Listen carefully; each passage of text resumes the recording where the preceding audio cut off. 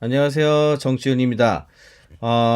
AI에서의 인터프리터빌리티 세 번째 강의고요. 이번 강의에서는 인터프리터빌리티의 평가와 관련된 이야기를 이제 시작을 해보려고 합니다. 어, 평가가 이제 굉장히 중요한데요. 사실 인터프리터빌리티하고 익스플레이너빌리티가 왔다 갔다 많이 하죠.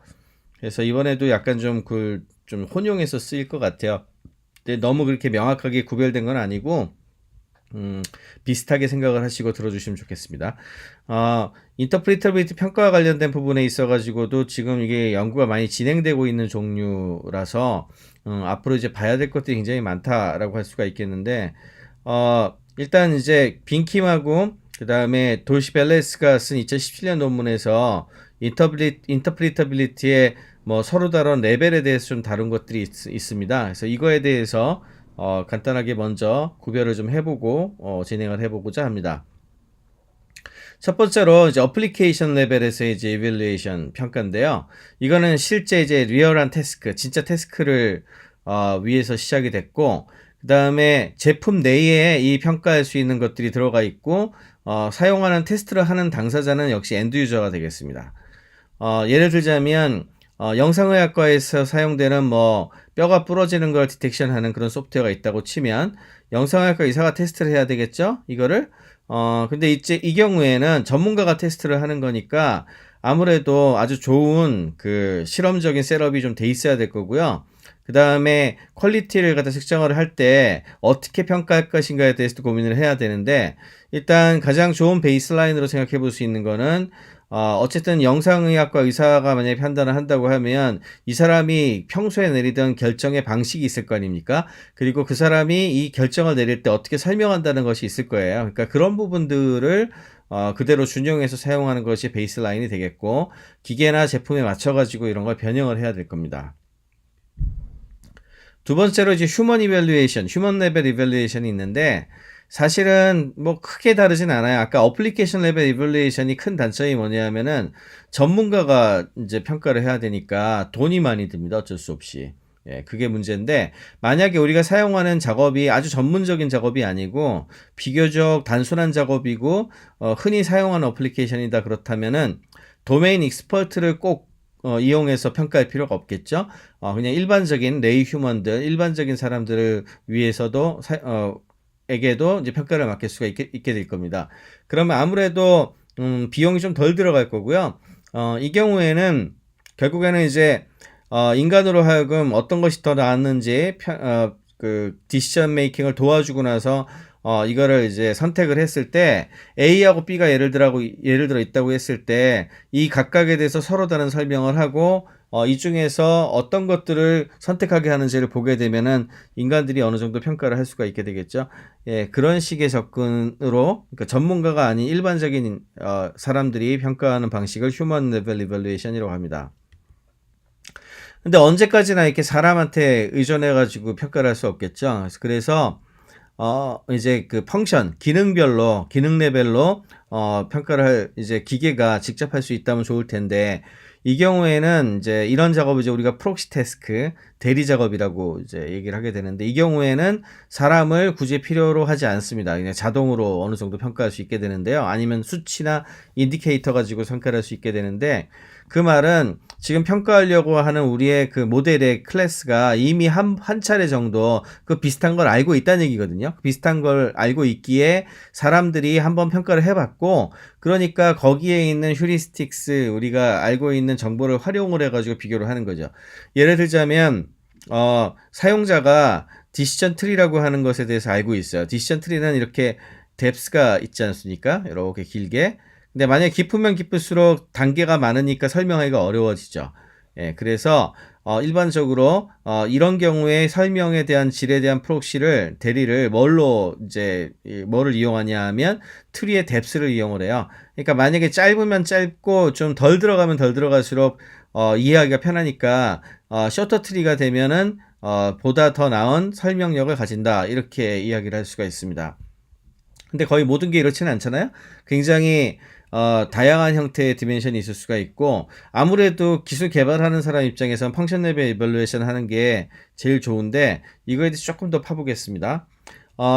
아까 전에 말씀드린 것 같은 디시전 트리 같은 경우엔 뎁스 가지고서 프록시를 결정을 했었는데 그거 말고도 우리가 고려할 수 있는 디멘션은 굉장히 다양합니다. 뭐 제일 흔히 얘기하는 이제 메저로서는 모델의 크기 같은 게 있겠죠.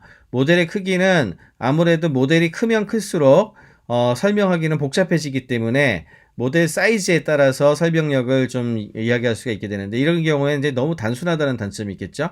그래서 조금 더 다양한 여러 가지 차원들을 봐야 되는데 이것들을 찾아내고 그거를 수치화하고 만들어내는 것이 어떻게 보면은 인터프리터빌리티하고 익스플레인 오브 AI를 설계하고 만들고 연구하는 데 있어 굉장히 중요하다라고 얘기할 수 있습니다.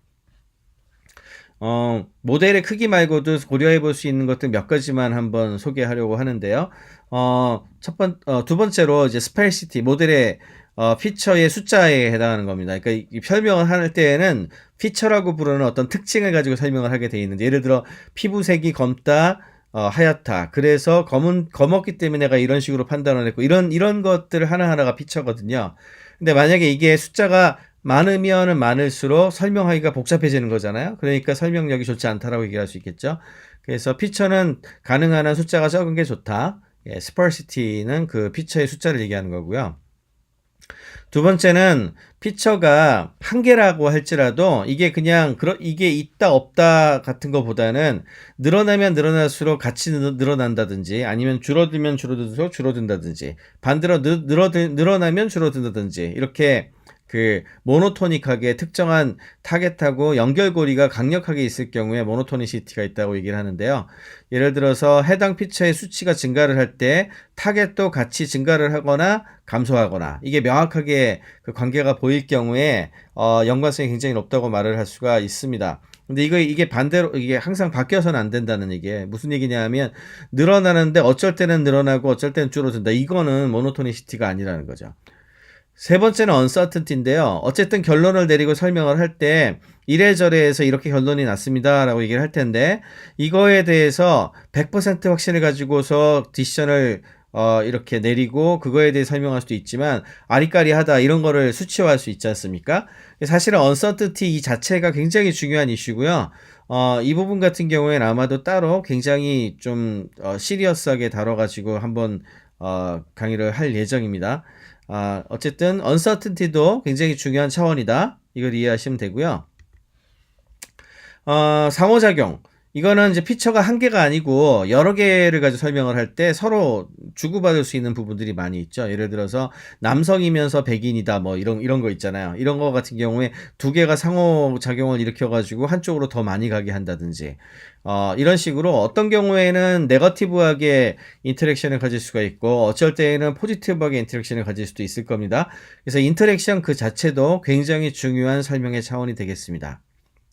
또 한 가지는 조금 더 인지과학적으로 실험을 통해 가지고 알 수 있는 것 중에 하나는 뭔가 설명을 했는데 또는 그 해석을 했는데 그거를 인간이 인지적으로 이해를 하고 처리하는 시간이 오래 걸리면 오래 걸릴수록 설명이 좋지 않다라고 얘기를 할 수 있겠죠. 그래서 얼마나 오래 걸렸냐 이걸 측정하는 거고요.